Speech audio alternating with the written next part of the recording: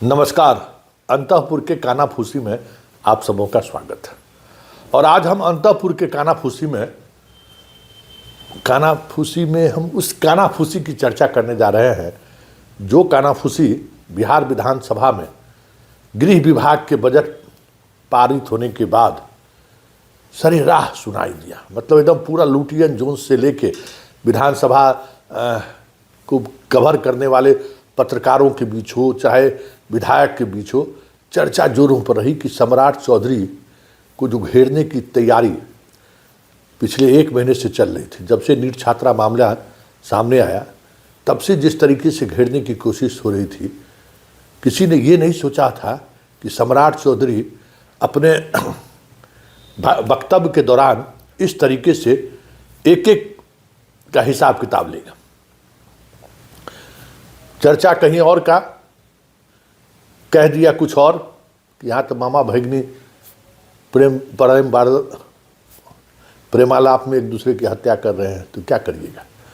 मतलब इशारा क्या था ये भी समझ लीजिए, जिस पर सीबीआई अभी चल रही है। मतलब आज पूरा ऑफेंसिव मूड में रहा। पप्पू यादव पर भी उसने हमला बोला, हाथी के सहारे। मतलब एक एक ऐसे किरदार को, जो किरदार सम्राट चौधरी को घेरना चाहते थे, उसको उन्होंने ज़बरदस्त तरीके से लिया। चर्चा हो रही थी कि विजय सिन्हा जो है पीड़िता से मिलकर सियासत करने लगे। कहीं विजय सिन्हा के ही इशारों पर तो पीड़िता इतना बवाल तो नहीं किया। कई तरह की चीज़ें चल रही थी, कई तरह से किया जा रहा था कि विजय सिन्हा और सम्राट चौधरी के बीच जो प्रतिद्वंद्विता है, कहीं उस प्रतिद्वंद्विता का तो नतीजा नहीं था घेरने का, सम्राट को घेरने का। ये सारी चीज़ें इस वजह से तो नहीं हो रही थी। लेकिन आज सदन में जो सम्राट चौधरी ने कहा, क्या कहा ज़रा सुनिएगा कानाफूसी में, कि विजय सिन्हा जी हमसे पूछे कि हम जाए कि नहीं जाए वहाँ। मैंने कहा ज़रूर जाइए। मतलब उस पूरे नैरेटिव की उसने हवा निकाल दी, जिस नैरेटिव को एक खास समुदाय के द्वारा पिछले कई दिनों से सेट करने की कोशिश चल रही थी कि भाई विजय सिन्हा अपनी सियासत, अपना नैरेटिव, सब कुछ अपने अनुसार इस नीट छात्रा मामले में सेट करते रहे। उसकी आज सम्राट ने हवा निकाल दी कि विजय सिन्हा मेरे कहने पर गए थे। साथ ही अनुसंधान को लेकर भी बड़ी बड़ी बातें उन्होंने कही थी। हालांकि ये मामला सीबीआई को चला जा चुका है। सीबीआई अनुसंधान भी कर रही है, लगातार परिजनों से पूछताछ कर रही है। जहानाबाद में ही पूरी टीम घटना को केंद्रित करके देख रही है। इसके बावजूद भी उन्होंने सारी बातें कही, खुलकर बातें रखी।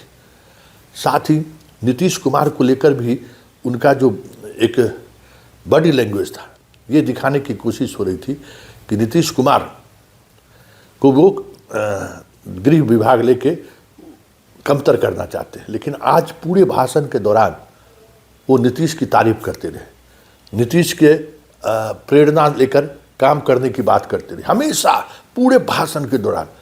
तो ये चर्चा हुई कि ये भी आरोप लग रहा था या ये भी खेल हो रहा था पर्दे के पीछे कि नीतीश के करीबी ऑफिसर नापसंद करते हैं, पसंद नहीं करते हैं सम्राट को। बीजेपी के अंदर की पॉलिटिक्स सम्राट को सूट नहीं करता है, आरजेडी खिलाफत में है ही। मतलब चारों तरफ से सम्राट की घेराबंदी थी, घेराबंदी है भी।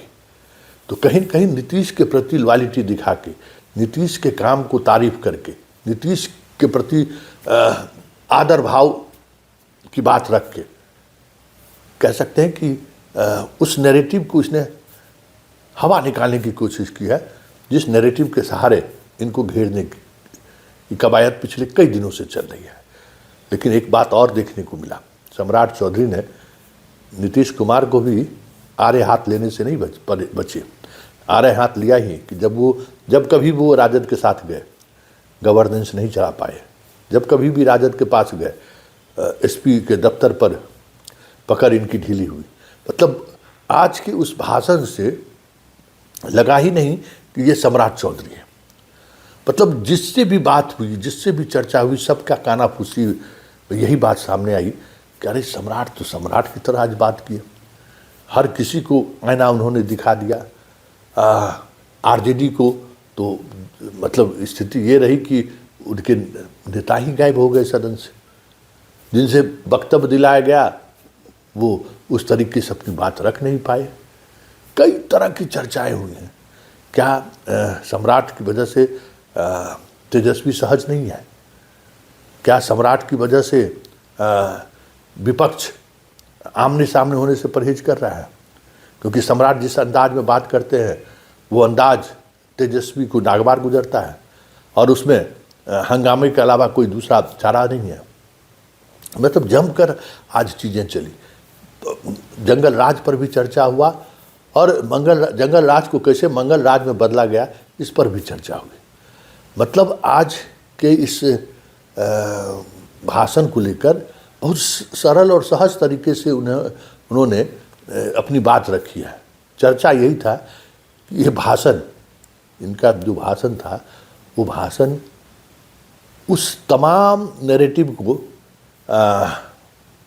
अपने तरीके से सेट करने का था जो नैरेटिव बीजेपी के अंदर इनके खिलाफ चल रहा है, जो नैरेटिव नीतीश कुमार के मतलब मेरे बादशाह के कह सकते हैं कि दरबार में चल रहा है, और फिर विपक्ष के आंगन में जो खेल चल रहा है, तीनों को उन्होंने अपने तरीके से सेटल करने की कोशिश की है।